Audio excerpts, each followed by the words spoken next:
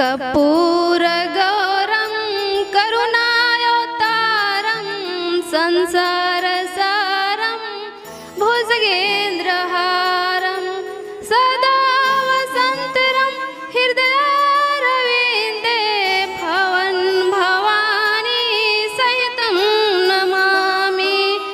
कर्पूरगौरं